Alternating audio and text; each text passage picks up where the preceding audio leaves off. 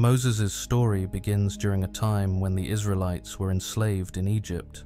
The Israelites had multiplied and grown in number during their time, becoming a substantial population. Pharaoh, the reigning king of Egypt, became concerned about the numerical strength of the Israelites. Seeing them as a potential threat, he decided to take drastic measures to subdue them. Pharaoh imposed harsh forced labor upon the Israelites. They were subjected to demanding and oppressive tasks, such as building cities and working in the fields, as a means of keeping them subjugated. To further curb the Israelite population, Pharaoh issued a decree that all Hebrew male infants should be killed at birth. This was a cruel and desperate attempt to control the demographic growth of the Israelites. Amidst this oppressive environment, Moses was born to Amram and Jochebed, a Levite couple. Moses' mother, Jochebed, faced with the heart-wrenching prospect of losing her newborn son, sought a way to save him. She concealed Moses for 3 months, hiding him from the watchful eyes of the Egyptian authorities. Unable to conceal Moses any longer, Jochebed devised a plan. She made a basket, coated it with tar and pitch to make it waterproof, and carefully placed her infant son in it. Jochebed then set the basket afloat in the Nile River, placing her trust in God's providence and hoping that someone would find and rescue her son. Some interpretations of the story emphasize the role of divine intervention. Jochebed's actions were not only driven by maternal instinct, but were also guided by a trust in a higher power to protect her son. The basket floated down the river and was discovered by none other than Pharaoh's daughter. The princess, moved by compassion, decided to rescue the child. This turn of events was not only a stroke of luck, but also a twist of irony, as Pharaoh's own family played a role in saving a Hebrew child. Instead of adhering to her father's decree to kill Hebrew male infants, Pharaoh's daughter showed compassion. She recognized the infant's Hebrew origin, but chose to adopt him as her own son. Pharaoh's daughter named the child Moses, meaning drawn out or rescued, reflecting the circumstances of his discovery from the Nile. The name itself became symbolic of his destined role as a deliverer and leader. Interestingly, Pharaoh's daughter enlisted Jochebed to nurse and care for Moses. This arrangement allowed Moses to be raised with a connection to his Hebrew heritage, even within the royal household. These early events in Moses' life laid the foundation for the extraordinary journey he would undertake, eventually leading the Israelites out of slavery in Egypt.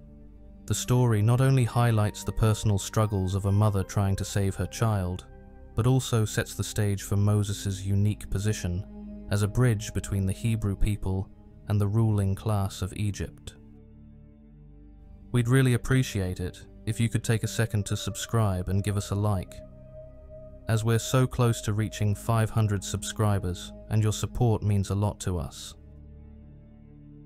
Moses grew up in the royal court of Egypt, enjoying the privileges and education befitting a member of the ruling elite. Despite his upbringing in the Egyptian palace, he maintained a connection to his Hebrew heritage. As Moses grew older, he became increasingly aware of the harsh oppression faced by his fellow Hebrews. The burdensome forced labor, cruel treatment, and the overall suffering of his people deeply affected him.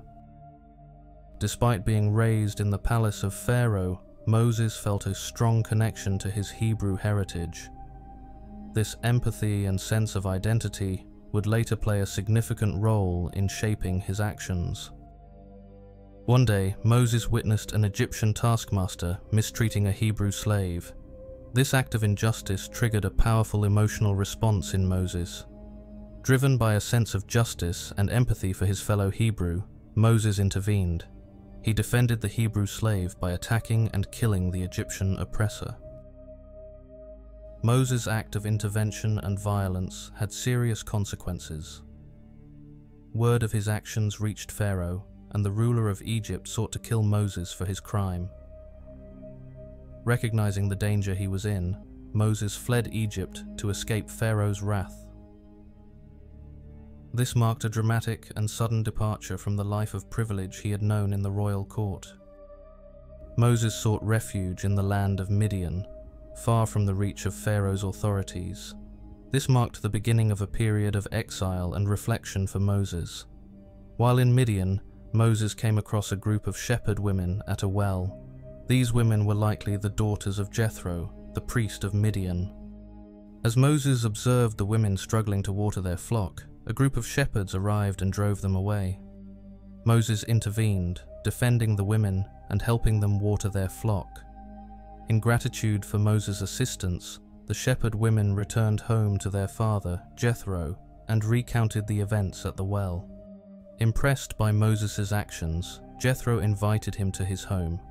This invitation was a pivotal moment, as it not only provided Moses with a place of refuge, but also set the stage for significant events in his life. Moses formed a deeper connection with Jethro's family, eventually marrying Jethro's daughter, Zipporah. They would later have 2 sons, Gershom and Eleazar. Moses spent a considerable amount of time as a shepherd in Midian. This period allowed for reflection, spiritual growth, and preparation for the significant role that lay ahead. It was during his time as a shepherd in Midian, while tending to Jethro's flock on Mount Horeb, that Moses had a profound encounter with God through the burning bush. This encounter would mark the beginning of his divine calling to lead the Israelites out of Egypt. While tending to his father-in-law's flock on Mount Horeb, also known as Sinai, Moses encountered a burning bush that was not consumed by the fire. Through this miraculous phenomenon, God spoke to Moses and revealed his plan for the liberation of the Israelites. God identified himself as the God of Abraham, Isaac, and Jacob, then informed Moses about the suffering of the Israelites in Egypt. Faced with this divine revelation, Moses felt a sense of inadequacy and reluctance to take on such a monumental task. He questioned his own worthiness and ability to lead the Israelites. God assured Moses that he would be with him throughout the mission. This divine presence and support would be the source of Moses' strength and authority as a leader.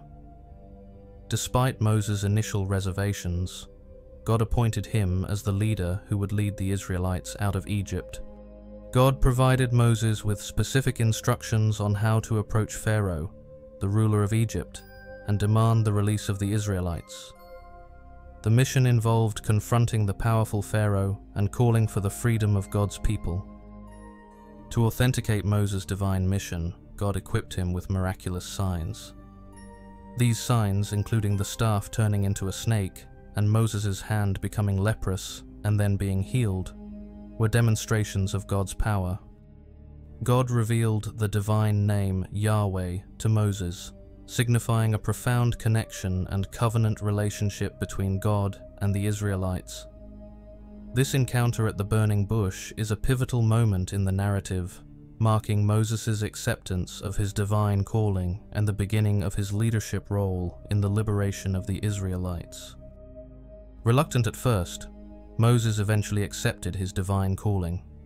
Along with his brother Aaron, he returned to Egypt to confront Pharaoh and demand the release of the Israelites.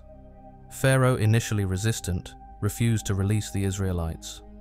In response, God sent a series of 10 plagues upon Egypt, including the Nile turning to blood, frogs, lice, flies, livestock disease, boils, hail, locusts, darkness, and the death of the firstborn.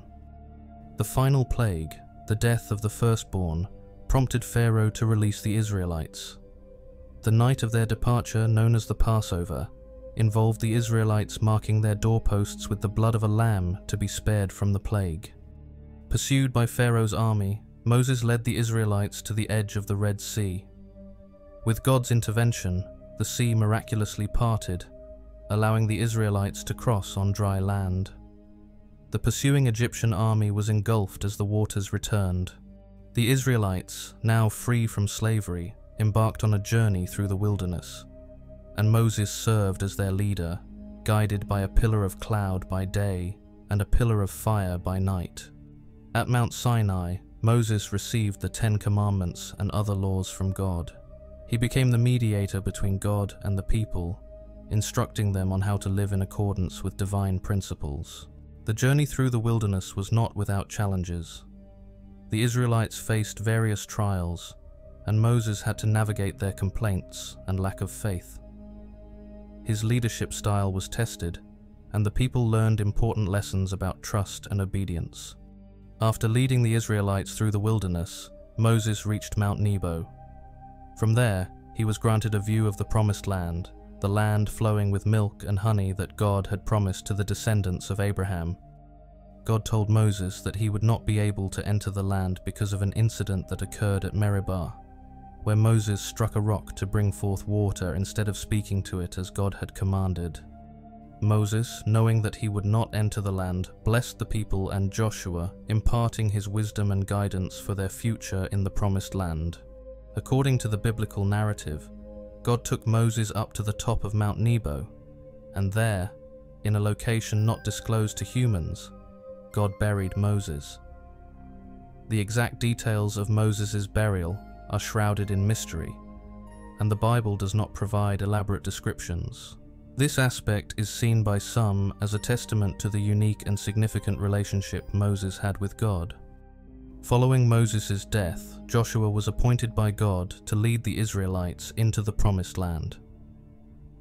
Joshua, as the new leader, led the Israelites across the Jordan River, mirroring the miraculous crossing that Moses had led years earlier at the Red Sea.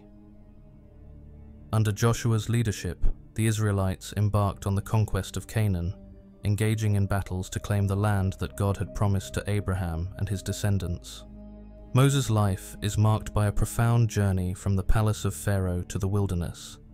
Guided by a sense of justice, a divine calling, and a commitment to liberate his people. His story has left an indelible mark on religious traditions and serves as a powerful narrative of faith, liberation, and leadership.